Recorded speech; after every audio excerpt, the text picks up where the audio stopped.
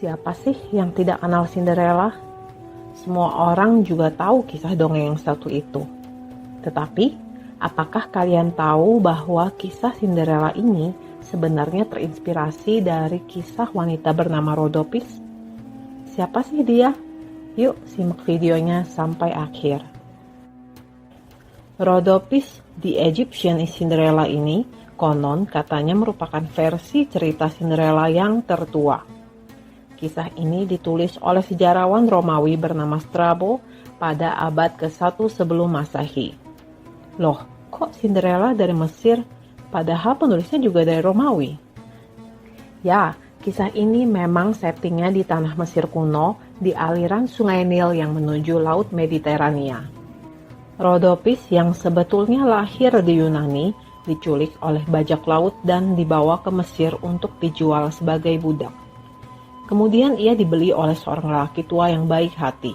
Majikannya itu lebih sering menghabiskan waktu dengan tidur siang di bawah pohon, sehingga ia tidak tahu bahwa Rhodopis seringkali dibuli pelayan-pelayan lainnya karena rupa fisiknya yang sangat berbeda dengan orang Mesir. Rhodopis terlahir dengan kulit terang, mata hijau dan rambut pirang berombak.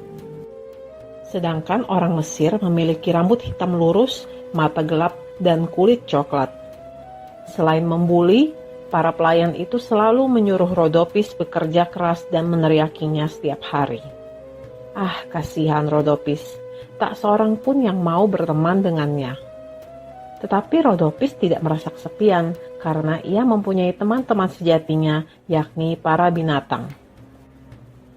Meskipun ia lelah dengan tugasnya, tetapi hampir setiap sore ia pergi ke tepi sungai untuk mengunjungi teman-temannya.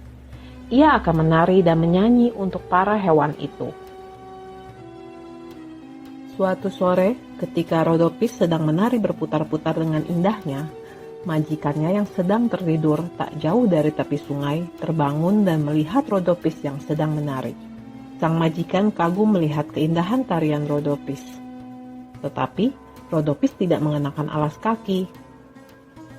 Lalu pria tua itu menghadiahi Rhodopis sepasang sandal bersol kulit yang indah. Tentu saja hal itu membuat para pelayan lainnya iri dan semakin membenci Rhodopis.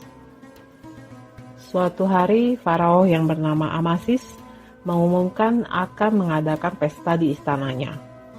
Ia mengundang semua orang untuk hadir. Rhodopis ingin sekali hadir pada acara tersebut karena ia tahu di sana pasti ada jamuan makan yang istimewa dan hiburan yang menarik. Ketika harinya tiba, para gadis-gadis pelayan itu sengaja memberikan banyak pekerjaan tambahan untuk Rhodopis sehingga ia tidak bisa ikut pergi bersama mereka. Rhodopis kemudian pergi ke sungai untuk mencuci pakaian dengan hati yang sedih. Ia menyanyikan lagu sedih, sehingga membuat temannya si Kudanil bosan dan berbalik arah ke sungai. Percikan air dari si Kudanil membasahi sandal Rhodopis. Segera ia menyeka sandal itu dan menjemurnya di bawah terik matahari. Ketika ia hendak melanjutkan pekerjaannya, tiba-tiba langit menjadi gelap dan ketika ia melihat ke atas, ada seekor elang yang tiba-tiba saja mengambil salah satu sandalnya dan terbang menjauh.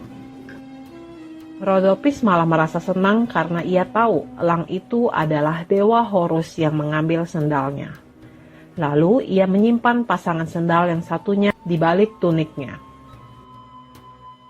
Di istana Firaun di mana pesta sedang berlangsung, sang farao duduk di singgasananya memandangi orang-orang dan ia merasa bosan. Ia lebih suka pergi melintasi gurun pasir dengan keretanya. Tiba-tiba seekor elang terbang menukik ke bawah dan menjatuhkan sandal yang adalah milik Rhodopis. Farao terkejut tetapi ia tahu bahwa ini merupakan suatu pertanda dari Dewa Horus. Sebuah sandal jatuh dari langit bukanlah hal yang biasa terjadi setiap harinya. Kemudian ia mengumumkan barang siapa yang memiliki pasangan dari sandal ini akan menjadi permaisurinya. Setelah mencari di seluruh daratan dan belum juga berhasil menemukan si pemilik sendal, Farao mulai menyusuri sungai Nil dengan perahunya. Ia singgah di beberapa tempat dan memberikan kesempatan kepada para gadis untuk mencoba sendal itu. Ketika perahu tiba di tepian dekat tempat tinggal Rhodopis, semua orang mendengar bunyi gong dan suara trompet disertai layar-layar sutra ungu yang berkibar-kibar. Gadis-gadis pelayan pun segera menghampiri tempat persinggahan sang Firaun untuk mencoba sendal yang terkenal itu. Sementara Rhodopis bersembunyi di tengah keramaian itu. Ketika gadis-gadis pelayan itu melihat sendalnya, mereka langsung mengenali siapa pemiliknya, tapi tidak mau mengatakan apa-apa, dan terus memaksa kaki mereka muat ke sandal itu. Farao melihat Rhodopis yang tengah bersembunyi dan memintanya untuk mencoba sandal itu. Gadis itu pun memasukkan kaki kecilnya ke sandal misterius itu, dan mengeluarkan pasangannya dari balik tuniknya. Farao dengan gembira mengumumkan Rhodopis akan menjadi permaisurinya. Gadis-gadis lain yang semula memang tidak menyukai Rhodopis berteriak bahwa Rhodopis hanyalah seorang budak. Terlebih lagi, dia bukan orang Mesir. Farao menjawab, "Dia adalah yang paling Mesir di antara semuanya. Lihatlah matanya yang hijau seperti sungai Nil, kulitnya yang lembut seperti papirus, dan pipinya merah muda seperti bunga lotus." What a happy ending story. Tapi itu hanya dongeng. Konon katanya, tokoh Rhodopis ini benar-benar nyata. Tetapi kisah hidupnya jauh berbeda dengan kisah dongengnya. Rhodopis pada masa hidupnya merupakan selebriti dunia malam. Ia adalah seorang gadis yang berasal dari Thrace dan dijual sebagai budak hingga ke tanah Mesir. Ia bekerja sebagai budak sekaligus wanita panggilan hingga suatu hari ia bertemu dengan seorang pedagang kaya yang jatuh hati padanya. Pria itu menebusnya dari perbudakan dengan sejumlah uang yang besar. Setelah bebas dari perbudakan, semua upah hasil kerja dapat menjadi milik Rhodopis seutuhnya. Rhodopis menjadi wanita panggilan yang sukses. Di Mesir, profesi ini disebut juga Heteira. Setelah sukses, Rhodopis memberikan persembahan berupa tongkat besi yang diletakkan di atas marmer untuk kuil Apollo di Delphi, daratan Yunani. Pada marmer tersebut ada tulisan Rhodopis Dedicated. Konon persembahan itu menghabiskan 10% kekayaan yang dimilikinya. Hal itu menjadi pergunjingan orang-orang sekitar. Mereka beranggapan bahwa kepopulerannya didapatkan dengan cara yang murah. Orang-orang Yunani menunjukkan sebuah piramid kecil di delta Sungai Nil sebagai makam Rhodopis.